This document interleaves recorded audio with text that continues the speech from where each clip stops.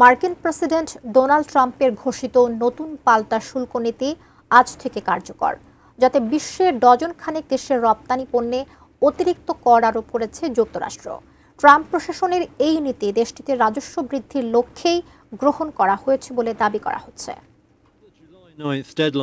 গত এপ্রিলের শুরুতে বাণিজ্য ঘাটতির কথা উল্লেখ করে বিশ্বের বিভিন্ন দেশের ওপর উচ্চহারে পাল্টা শুল্ক আরোপ করেন মার্কিন প্রেসিডেন্ট ট্রাম্প। তবে দেশগুলোর অনুরোধের প্রেক্ষিতে সেটি ৩ মাসের জন্য স্থগিত করে আলোচনার দুয়ার খোলা রাখে ওয়াশিংটন।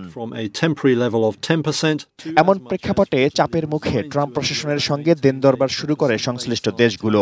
এরপর গত ১ আগস্ট নতুন তালিকা প্রকাশ করে হোয়াইট হাউস, যেখানে বাংলাদেশ ছাড়াও কয়েক ডজন দেশের ওপর নতুন করে শুল্ক আরোপ করেছে যুক্তরাষ্ট্র। অন্য দেশগুলো শুল্ক ছাড় দিলেও কানাডার উপর শুল্ক ২৫% থেকে বাড়িয়ে করা হয়েছে ৩৫%। বাকি দেশগুলোর মধ্যে যুক্তরাজ্যের উপর ১০%, ইউরোপীয় ইউনিয়ন ও জাপানের পণ্যে ১৫%, ভিয়েতনাম ও শ্রীলঙ্কার উপর ২০%, দক্ষিণ কোরিয়ার উপর ১৫%, পাকিস্তানের উপর ১৯%, সিরিয়ার উপর ৪১%, ব্রাজিলের উপর ৫০% ও মিয়ানমারের পণ্যে ৪০% শুল্ক আরোপ করেছে ওয়াশিংটন। রাশিয়ার তেল কেনার জরিমানা হিসেবে বুধবার ভারতীয় পণ্যে অতিরিক্ত ২৫% শুল্ক বাড়িয়ে ৫০% করেন প্রেসিডেন্ট ট্রাম্প। এতে ক্ষুব্ধ ভারতের প্রধানমন্ত্রী নরেন্দ্র মোদী সাফ জানিয়ে দিয়েছেন, কৃষকের স্বার্থই তার প্রথম অগ্রাধিকার। অ্যান্টিব্যাকটেরিয়াল অ্যাডিটিভ যুক্ত সেরা ওয়াটার ট্যাঙ্ক বিশুদ্ধ পানিতে ব্যাকটেরিয়া জন্মাতে দেয় না। কৃষক, পশুপালক ও জেলেদের স্বার্থ রক্ষায় ভারত কখনো আপোস করবে না।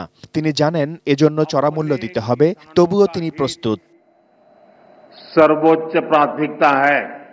ট্রাম্প আরও ঘোষণা দিয়েছেন, যেসব দেশ যুক্তরাষ্ট্রে সেমিকন্ডাক্টর চিপ উৎপাদন করে না কিংবা ভবিষ্যতে এই উৎপাদনের পরিকল্পনাও রাখে না, তাদের উপর শতভাগ শুল্ক আরোপ করা হবে।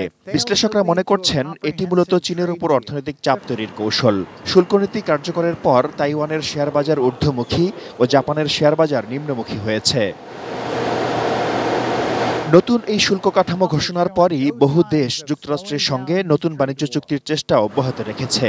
কারণ উচ্চ শুল্কারোপ রপ্তানি ব্যাহত করতে পারে, যার প্রভাব পড়বে বিনিয়োগ ও কর্মসংস্থানের ওপর। Shaon Mahfuz, desk report, ATN news.